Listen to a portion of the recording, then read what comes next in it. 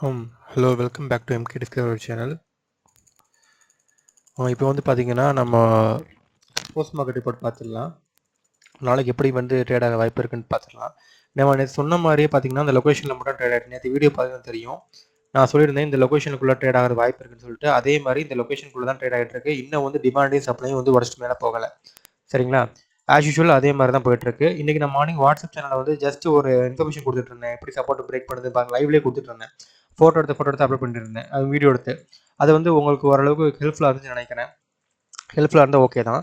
இன்றைக்கி பார்த்தீங்கன்னா morning scenario பொறுத்த வரைக்கும் இது வந்து நல்ல ஒரு 23,200 வந்து நல்ல ஒரு சப்போர்ட் ஆக்ட் ஆச்சு. அகைன் வந்து 23,300 வந்து நல்ல ஒரு ரெசிஸ்டன்ஸ் ஆக்ட் ஆகிட்டு இருக்கு. இப்போ நீங்கள் வந்து இப்போ 15 மினிட்ஸ் டைம் ஃப்ரேமில் பார்த்துட்டு இருக்கேன். இப்போ வந்து நான் ஒன் டே கன்வெர்ட் பண்ணுறோம் பாருங்கள்.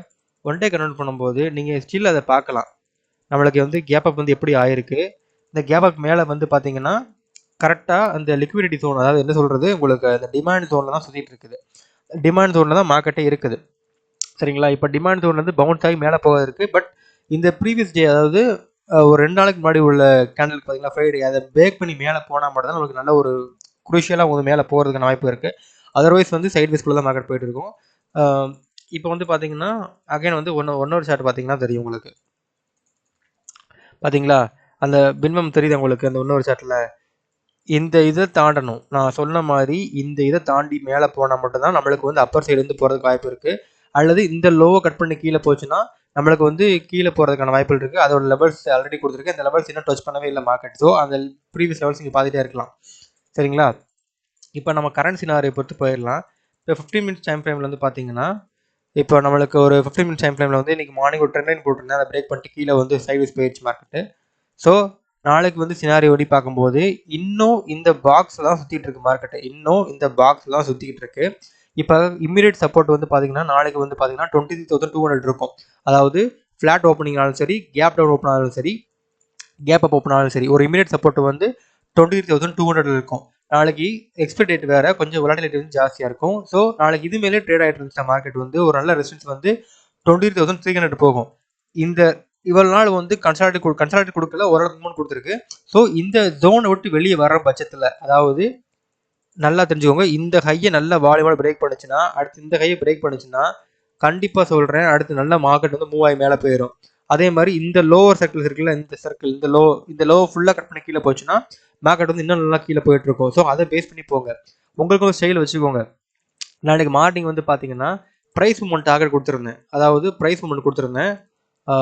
எங்கே இருக்குது, இந்த இருக்குது நம்ம ப்ரைஸ் மூமெண்ட் கொடுத்துருந்தோம். அதில் வந்து பார்த்தீங்கன்னா நான் ப்ரைஸ் ஆக்ஷன் படி வந்து இந்த லெவல் கட் பண்ணால் அடுத்து இந்த ப்ரைஸ் வரைக்கும் போகணும்னு எக்ஸாக்டாக சொல்லியிருந்தேன். அது நடந்துச்சு. அது வந்து ப்ராக்டிஸ் பண்ண ஆட்டோமேட்டிக்காக வந்து உங்களுக்கு வந்துடும். ஸோ எப்பவுமே உங்களுக்கு காசு கையில் இல்லாட்டி கூட மார்க்கெட்டை வாட்ச் பண்ணுங்கள், அந்த மூமெண்ட்டை வாட்ச் பண்ணுங்கள். மூமெண்ட்ஸை வாட்ச் பண்ணிங்கன்னா ஓரளவுக்கு உங்களோட ஸ்டைல் கண்டுபிடிக்க முடியும். 100% வந்து மற்றவங்களோட ஸ்டைல் வந்து செட் ஆகாது யாருக்குமே. நம்மளுக்குன்னு ஒரு ஸ்டைல் கிடைக்கும். அந்த ஸ்டைல் தான் உங்களை வந்து கொண்டு போகும். அதுபடி நீங்கள் பண்ணீங்கன்னா உங்கள் டார்கெட் வந்து அச்சீவ் ஆகிட்டே இருக்கும். இதெல்லாம் நம்ம டார்கெட் லைன்ஸ் கொடுத்துருந்தோமா, நீங்கள் இன்றைக்கி வாட்ஸ்அப் வீடியோவில் வந்து பார்த்தா தெரிஞ்சிருக்கும். நான் டார்கெட் கொடுத்துருந்தேன். ஐ மீன் என்ன சொல்கிறது, ஒரு எஜுகேஷனல் பர்பஸாக கொடுத்துருந்தேன். அதுவும் பேப்பர் ட்ரேட் பண்ணி ப்ரைஸை டார்கெட் பண்ணால் அடுத்து நோக்கி போகிற ப்ரைஸ் இந்த ப்ரைஸ் போகும். ஸோ சப்போர்ட் அண்ட் ரெசிஸ்டன்ஸ் எப்படி இருக்குன்னு சொல்லிட்டு பார்த்துச்சுங்க. அதுபடி செஞ்சீங்கன்னா கண்டிப்பாக நீங்களும் அச்சீவ் பண்ண முடியும். ஆனால் நீங்கள் வந்து எக்ஸ்பைரி டேட் எப்படி இருக்குது, மற்ற நாள் எப்படி இருக்குன்னு சொல்லிட்டு பார்த்துக்கிட்டே வரணும். சரிங்களா? ஐவியையும் செக் பண்ணிக்கிட்டு வரணும். ஸோ அதனால் நீங்கள் டீட்டெயிலில் வந்து எவ்வளோ டேட்டா கலெக்ட் பண்ணி உங்கள் ஃபிங்கர் டிப்ஸ் வைக்கிறீங்களோ அவ்வளோ நல்லது. எல்லா வீடியோ பார்த்து கன்ஃபியூஸ் பண்ணிக்காதீங்க. உங்களுக்குன்னு ஒரு ஸ்ட்ராட்டஜி உருவாக்குங்க. மற்றவங்க ஸ்ட்ராட்டஜி வந்து எனக்கு திணிக்க முடியாது. என்னதான் இருக்கட்டும், நீங்கள் பார்த்து பழகிற ஸ்ட்ராட்டஜி மட்டும்தான் உங்களுக்கு ஒர்க் அவுட் ஆகுமே தவிர, நீங்கள் ஒரு 100% சக்ஸஸ்ஃபுல் ஸ்ட்ராட்டஜி கொண்டு வந்து உங்கள் கையில் கொடுத்தா கூட அது உங்களுக்கு சூட்டபிள் ஆகாது. ஏன்னா உங்களுக்குன்னு ஒரு தனி ஸ்ட்ராட்டஜி வந்து மைண்டில் ஃபார்ம் ஆனால் மட்டும்தான் அது உங்களுக்கு கொண்டு போகும். அதை மட்டும் நீங்கள் கொஞ்சம் நாலேஜ் லேர்ன் பண்ணிக்கலாம். சரிங்களா? இப்போ நம்ம லெவல் பார்த்துடலாம். ஓகே, இப்போதைக்கு வந்து ரெசிஸ்டன்ஸ் வந்து 23,200 இருக்குது, சப்போர்ட்டில் இருக்குது. நாளைக்கு சப்போர்ட்லேயே சஸ்டெயின் ஆகிட்டு இருந்துச்சு, சப்போர்ட்டை உடைக்கல அப்படின்னா மார்க்கெட் வந்து 23,300 போகும், வரைக்கும் போகலாம். அந்த 23,300 ஒரு எக்ஸ்பெக்ட் டேட்னால வந்து கொஞ்சம் நல்ல வால்யூமோட உடச்சிச்சுன்னா அடுத்த டார்கெட் வந்து 23,400 ரெசிஸ்டன்ஸ் இருக்குது. இதையும் உடச்சா 23,500. ஸோ இது வரைக்கும் நாளைக்கு போகுமாங்கிறது அந்த வொலட்டிலிட்டி பொறுத்து தான் இருக்கும். அதே இது இந்த டவுனை வந்து பிரேக் பண்ணி கீழே போச்சுன்னா ஒரு 23,100 வரைக்கும் வரும். அதையும் பிரேக் பண்ணி போச்சுன்னா 20,000, அதுக்கு மேலே போச்சுன்னா தான் நம்ம வந்து நெக்ஸ்ட் இயர்ஸ் சப்போர்ட் வந்து நோக்கி போகிறதுக்கான வாய்ப்பு ஜாஸ்தியாக இருக்குது. ஸோ இதை தாண்டி கீழே வரக்கூடாது. வந்துச்சுன்னா ஓவராக நம்மளுக்கு டிமாண்ட் வந்து கிரியேட் ஆக ஆரம்பிச்சிடும். ஸோ அதை பார்த்து ட்ரேட் பண்ணுங்க. அதே மாதிரி இன்னைக்கு லைவ்ல பார்த்தீங்கன்னா தெரியும், மிடில் இருக்க ரெசிஸ்டன்ஸ் சப்போர்ட் வந்து நோட் பண்ணிக்கோங்க. எப்பயுமே வந்து பார்த்தீங்கன்னா ஒரு இங்கிட்டு மேலே ரெசிஸ்டன்ஸ் கீழே சப்போர்ட் இருக்குன்னா, மிடில் சப்போர்ட் ரெசிஸ்டன்ஸ் இருக்குன்னா, அது வீக்காக இருந்துச்சுன்னா அதை நல்லா பாருங்க. வீக் சப்போர்ட் ரெசிஸ்டன்ஸ் ஆச்சுன்னா அது ஈஸியாக பிரேக் பண்ணிட்டு மேலே போயிடும். ஸோ மேலே போகுதா கீழே வருதான்னு அதையும் செக் பண்ணிட்டு பார்த்தோம்னா நம்மளுக்கு கொஞ்சம் கன்வீனியன்ட்டாக இருக்கும், நம்ம ட்ரேட் இருக்கிறதும் பெட்டராக இருக்கும். சரிங்களா? நாளைக்கு ஒரு ஃபிளாட் ஓப்பனிங்காக இருந்தாலும் சரி, ஒரு கேப் டவுன் கேப் ஓப்பன் ஆனாலும் சரி, இமீடியட் சப்போர்ட் வந்து 23,200 இருக்கும். இமீடியட் ரெசிஸ்டன்ஸ் வந்து 23,250, 23,300. ஓகேங்களா? இதைத்தான் ஓப்பன் இன்ட்ரெஸ்ட் பார்க்குறோம் பாருங்க. இதைத்தான் நம்ம வச்சிருக்கோம். ஒரு 23,200ல மார்க்கெட் க்ளோஸ் ஆயிருக்கு. நாளைக்கு இதுக்கு மேலே ரெசிஸ்டன்ஸ் ஆச்சுன்னா அடுத்த ரெசிஸ்டன்ஸ் லெவல் 23,300. அப்போ அது தான் போகும். நாளைக்கு எக்ஸ்பைரி இருக்கிறதுனால கொஞ்சம் விளையாட்டு இருக்கும், அதை பார்த்து ஜாக்கிரதை வந்து ஹேண்டில் பண்ணுங்க. Next bank Nifty. நான் பேங்க் நிஃப்டி நிறைய வீடியோ போய் பாருங்க. சொன்ன மாதிரி தான் கரெக்டாக இந்த 14,000 பிரேக் பண்ணால் மட்டும்தான் இந்த 14,500 போகும்னு சொல்லியிருந்தோம். ஆக்சுவலாக வந்து பாருங்க, கரெக்டாக நேற்று என்ன சொல்லியிருந்தேன், இதை பிரேக் பண்ணுதான்னு பாருங்க, நியர்பை இருக்கு. ஸோ இது மேலே சஸ்டெயின் ஆச்சுன்னா எதிர்க்கு போகும், இல்லைன்னா மறுபடியும் இது வரைக்கும் வரும்னு சொல்லியிருந்தேன், இந்த 14,000 4500 வரைக்கும். ஸோ இதுக்குள்ள தான் மார்க் சுற்றிருக்கு பார்த்தீங்களா. இதுவும் ஆப்வியஸாக பார்த்தீங்கன்னா ஒரு ஸ்விங் மாதிரி தான் கொடுத்து போயிட்டு இருக்கு. இதுவும் கிட்டத்தட்ட சைட் வைஸ் தான், எங்க டைரக்ஷன் போகுது அங்கே கீழே இருக்குது மேலே போகுது. ஸோ இந்த மாதிரி பார்த்துக்கோங்க. நாளைக்கும் இதே மாதிரி பேங்க் நிஃப்டி வந்து 49,000 தான் இருக்குது. ஸோ நாளைக்கும் அகைன் ஒரு இமீடியட் ரெசிஸ்டன்ஸ் கண்டிப்பாக சப்போர்ட் வந்து 40,500 இருக்க போகுது. அது ரெசிஸ்டன்ஸ் போச்சுன்னா 49,000 இதே ரெசிஸ்டன்ஸ் தான் இருக்க போகுது. இதை தாண்டி இந்த லோவை தாண்டி, அதாவது இந்த லோவெல்லாம் நாளைக்கு தாண்டினா மட்டும் இந்த லோவை கட் பண்ணணும். இந்த லோவை கட் பண்ணால் மட்டும்தான் நம்மளுக்கு வந்து அடுத்த ரெசிஸ்டன்ஸ் வந்து எங்கே இருக்க போகுது, 48,000 இருக்க போகுது. அல்லது இந்த ஹையை தாண்டுதுன்னு வச்சுக்கோங்களேன், நம்ம சொன்ன மாதிரி இந்த ஹையெல்லாம் பிரேக் பண்ணிட்டு மேலே போனால் அடுத்த ரெசிஸ்டன்ஸ் வந்து எங்கே இருக்க போகுது, 49 இந்த இருக்க பாருங்க, 49,500. சரிங்களா? இதான் ரெசிஸ்டன்ஸ் இருக்க போகுது. இதுவும் பிரேக் பண்ணி நல்லா ஸ்விங் கொடுத்துச்சுன்னா நம்மளுக்கு அடுத்த ரெசிஸ்டன்ஸ் இங்கே இருக்குது, 50,000 கிட்ட வரைக்கும் போகுது. ஏன்னா இது லாங் டேர்மாக இருக்குது, இது வந்து 1 month ட்ரேடிங் இருக்கிறதுனால ஓப்பன் இன்ட்ரெஸ்ட் வந்து ஹையாக இருக்குது. ஸோ நல்லா ட்ரேட் பண்ண முடியும். பட் இனிஷியல் கெப்பாசிட்டி வந்து அதிகமாக வேணும், கேபிட்டல் அதிகமாக வேணும். சரிங்களா? ஓகே, இன்னைக்கு வந்து பார்த்தீங்கன்னா நம்ம ஐவி பார்த்தோம்னா ஐவி வந்து ரொம்ப லோவாக தான் முடிஞ்சிருக்கு.